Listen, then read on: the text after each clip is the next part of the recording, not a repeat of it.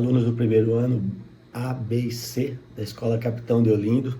Sou o professor Ricardo de Sociologia e hoje nós vamos bater um papo sobre a tarefa da aula do dia 10/6 do CMSP. Não quero bolinho de arroz, quero onigiri. Eu vou ler a pergunta e daí a gente vê a melhor forma para a gente encontrar a resposta aí e conseguir resolver essa questão com exatidão, tá bom? Então, a questão, ela diz assim: cultura erudita popular de massa são perspectivas relacionadas às formas de produção, consumo e apropriação da produção artística relacionadas respectivamente a. Então, a primeira dica para a gente responder essa questão é saber que existe um encadeamento de acordo com o enunciado e com a citação dos tipos de cultura dentro desse enunciado. Então existe uma sequência, e essa sequência ela tem que ser seguida obrigatoriamente. Cultura erudita, popular e de massa. E para a gente finalizar a resolução, a gente precisa saber o que é cada uma delas, ter a definição, né, do que é cultura erudita, popular e de massa. O que é cultura erudita? Para a gente começar, né, que é a primeira delas lá. Cultura erudita é a cultura produzida pelos artistas, pelos intelectuais, pela classe média e é financiada pela elite econômica. Isso a gente já tem uma referência na história, no Renascimento, onde a burguesia que dotava do dinheiro pagava para os artistas pintarem os seus rostos, pintarem as igrejas e realizarem aí as suas obras de arte, né? E isso ainda se mantém, né? Então esse tipo de cultura produzida aí, né, pela classe média, pelos artistas, ela é um tipo de cultura que não pode se dizer de forma nenhuma que é uma cultura de mais importante, mais relevante, de maior importância, tá? Em relação, por exemplo, à cultura popular, ela é um outro tipo de cultura, fundamentada no conhecimento científico, tá? Nos livros que você lê, até na escola onde você se encontra, né? Então, nós temos aí um tipo de cultura que é patrocinado por uma elite, que não é o tipo de cultura mais importante, a mais superior, mais elevada, que não tem só o acesso restrito a essa elite econômica que banca aos artistas, à classe média, né, aos intelectuais, as pessoas que têm um nível educacional maior. Não, ela não está restrita, mas o que a gente pode falar é que existe uma limitação para o seu acesso para as classes mais pobres. Primeiro, o livro é muito caro, ir no teatro é caro, e às vezes essas instituições aí que tem show de graça, museus e tudo mais, eles ficam em partes mais valorizadas da cidade, partes centrais, que as pessoas que moram na periferia não têm toda essa mobilidade urbana, né? Eles vivem o espaço do bairro, tá? Então eles não têm eles não conseguem desfrutar desses espaços dentro da cidade, até por conta mesmo do preço das passagens e a vida que fica ali dentro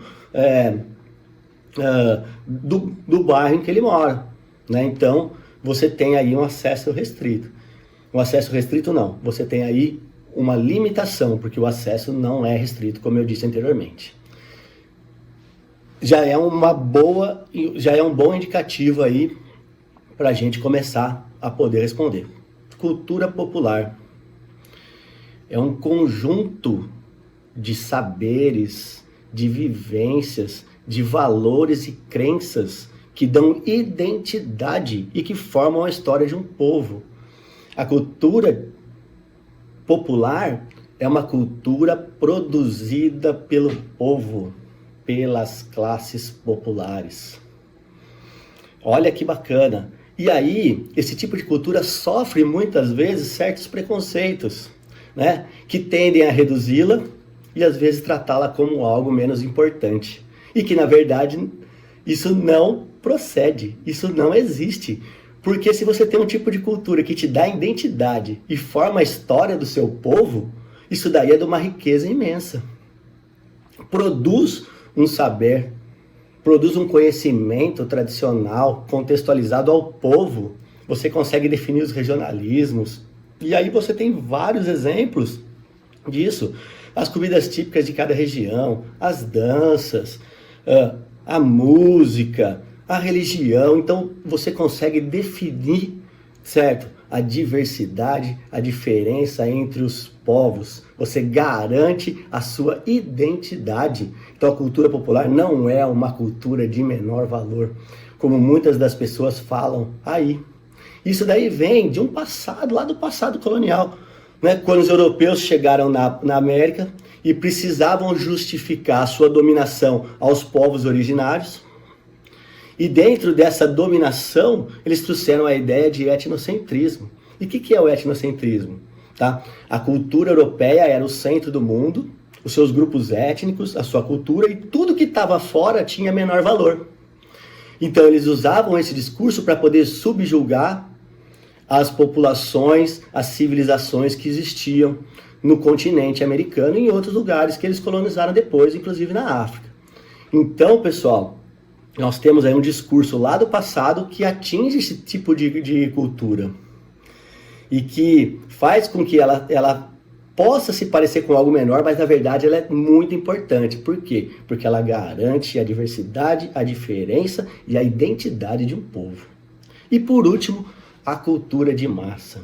A cultura de massa, ela agrega, né, aspectos da cultura erudita e popular. Esvazia todo o seu conteúdo original para transformá-la em mercadoria, para ser consumida. Então olha só o que a cultura de massa faz. Ela pega a cultura erudita e a cultura popular, transforma as suas vivências, a sua identidade, os seus saberes, tá?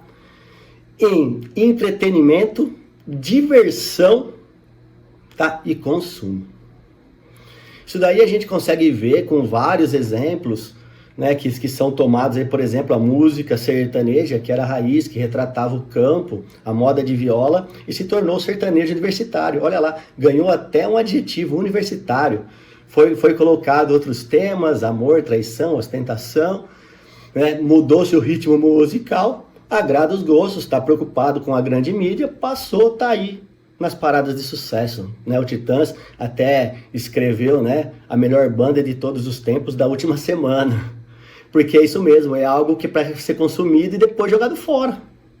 Mas o que é nocivo, tá? É que ela transforma todo esse conteúdo, esses saberes, essa vivência, essa identidade em um produto enlatado, de fácil compreensão, que você não precisa refletir, pronto para ser consumido e jogado para as pessoas de qualquer forma, apenas para ganhar dinheiro.